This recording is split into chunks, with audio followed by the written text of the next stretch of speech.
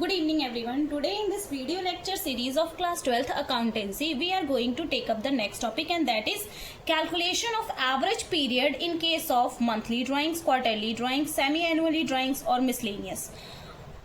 So average period की calculation in different cases we are going to discuss here.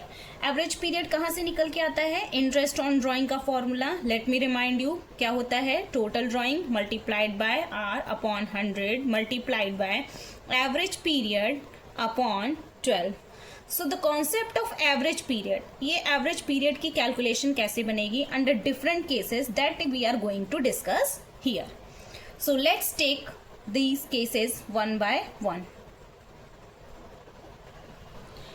Now let me tell you first average period का formula होता क्या है. Average period के फॉर्मूले को आप बहुत शॉर्ट में ऐसे याद रख सकते हैं. Time interval left after first drawing plus time interval left after last drawing divided by 2. Let me take another marker. This is not working properly. Average period की कैलकुलेशंस को एक सिंपल फॉर्मूले में हम इस तरीके से कन्वर्ट कर सकते हैं. That is time interval left after first drawing plus time interval left after last drawing divided by 2. इसी फॉर्मूले से हम अलग अलग केसेस में एवरेज पीरियड की कैलकुलेशन को सीखेंगे. एक हम केस लेते हैं मंथली ड्राइंग का. In our first case monthly drawing, suppose that a person withdraw a specific amount at the beginning of every month. Beginning of the month, अगर बिगनिंग ऑफ द मंथ में होता है तो पहली drawing की date क्या होगी? Date of first drawing. First drawing की डेट होगी 1 अप्रैल.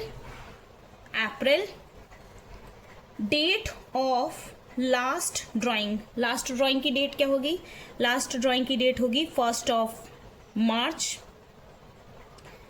अब यहाँ पे एवरेज पीरियड की कैलकुलेशन क्या होगी? पहली ड्राइंग कब हुई है? 1 अप्रैल को. तो 1 अप्रैल के बाद time interval left after first drawing. First drawing के बाद कितना टाइम पीरियड बचेगा? That is 12 month. First drawing के बाद 12 मंथ्स बचेंगे. Then time interval left after last drawing. 1 मार्च के बाद कितना टाइम इंटरवल बचेगा? 1 मंथ. एवरेज पीरियड को अगर हम कैलकुलेट करें तो एवरेज पीरियड का फॉर्मूला होता है time interval left after first drawing. First drawing के बाद कितना टाइम पीरियड लेफ्ट हो रहा है? 12 months plus time interval left after last drawing that is 1 month whole divided by 2. 13 divided by 2, 13 divided by 2 it comes 6.5 month. So अगर drawings monthly हो रही हैं और मंथली में भी बिगनिंग ऑफ द मंथ हो रही है, बिगनिंग ऑफ द मंथ हो रही है, तो एवरेज पीरियड कैसे कैलकुलेट करेंगे? सबसे पहले हमें डेट ऑफ ड्राइंग देखना है. कौन सी डेट? फर्स्ट ड्राइंग की डेट को और लास्ट ड्राइंग की डेट को. बिगनिंग ऑफ द मंथ में हो रही है तो जो पहली ड्राइंग होगी वो मंथली ड्राइंग है, तो अप्रैल की जो ड्राइंग होगी वो अप्रैल के बिगनिंग दैट इज 1 अप्रैल को होगी. और लास्ट ड्राइंग जो बनेगी वो मार्च में बनेगी, और मार्च की जो ड्राइंग होगी वो बिगनिंग यानी 1 मार्च को होगी. 1 अप्रैल से 31 मार्च पे कितने टाइम इंटरवल लेफ्ट करता है? 12 मंथ्स. 1 मार्च से 31 मार्च कितना टाइम इंटरवल लेफ्ट करता है? That is 1 month.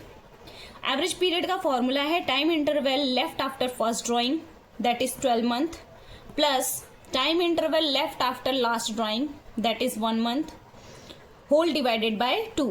12 plus 1 13, 13 divided by 2 it comes 6.5 months. तो यहाँ पे एवरेज पीरियड आ जाता है निकल के 6.5 मंथ्स. सेकेंड केस डिस्कस करने जा रहे हैं हम. सेकेंड केस है जब drawings mid of the month में होंगी. सबसे पहले हमें क्या चाहिए इसके लिए? डेट ऑफ ड्राइंग्स चाहिए. Date of first drawing and date of last drawing. Date of first drawing and date of last drawing. First drawing जो होगी मिड ऑफ द मंथ में होने जा रही है, तो पहली ड्राइंग जो होगी वो अप्रैल में, और अप्रैल का मिड होता है 15th, तो 15 अप्रैल को होगी. लास्ट ड्राइंग जो होगी लास्ट मंथ होता है मार्च, और मार्च का मिड होता है 15 मार्च, तो जो लास्ट ड्राइंग होगी दैट विल बी ऑन 15 मार्च. 15 अप्रैल से 31 मार्च हमारे पास कितना टाइम इंटरवल लेफ्ट करेगा, दैट विल बी 11.5 मंथ्स। 15 मार्च से 31 मार्च कितना टाइम इंटरवल लेफ्ट करेगा, that will B 0.5 months. Average period की कैलकुलेशन फॉर्मूला बनता है time interval left after first drawing plus time interval left after last drawing whole divided by 2, that will be time interval after first drawing is 11.5, so here it will be 11.5. Time interval left after last drawing 0.5 months, 0.5 whole divided by 2, it will 11.5 plus 0.5 will be 12 divided by 2, it will be 6 months. So 6 months. So average period in case of monthly drawings, and when the drawings will be in the mid of the month, at the mid of the month, then the average period will come to 6 month. तो ये सारे cases हैं जो हमें discuss करने हैं। हमने beginning of the month का केस देख लिया, मिड ऑफ द मंथ का केस देख लिया। अब एक और केस है एंड ऑफ द मंथ, इसको डिस्कस करते हैं, देन फिर हम क्वार्टरली ड्राइंग्स की तरफ बढ़ते हैं। मंथली ड्राइंग्स का जो थर्ड सब केस है that is of end of the month, when drawings will be at the end of the month. जब ड्राइंग्स मंथ के एंडिंग में होगी तो जो हमारी डेट ऑफ फर्स्ट ड्राइंग होगी दैट विल बी, पहली ड्राइंग अप्रैल में होगी और अप्रैल के एंड दैट इज 30 अप्रैल, पहली ड्राइंग हमारी होगी 30 अप्रैल को। लास्ट ड्राइंग की जो डेट होगी, date of last drawing that will be, last month होगा हमारा मार्च, और मार्च की लास्ट एंड होगी 31 मार्च, लास्ट ड्राइंग होगी 31 मार्च। टाइम इंटरवल लेफ्ट अगर हम निकालें, टाइम इंटरवल लेफ्ट निकालें तो 30 अप्रैल के बाद 11 मंथ्स रिमेनिंग जो हमारे रहेंगे दैट विल बी 11 मंथ्स। 31 मार्च के बाद कोई भी कंप्लीट मंथ रिमेनिंग नहीं होगा, that will B 0 month. Time interval left after 31st March will be 0 month. Time interval left after 30th April will be 11 month. Average period का concept होता है average period is equal to time interval left after first drawing plus time interval left after last drawing whole divided by 2, and it will be 11 plus 0 divided by 2, 11 divided by 2, that will be 5.5 month. तो हम लोगों ने monthly drawing के case में तीनों सब case देख लिए।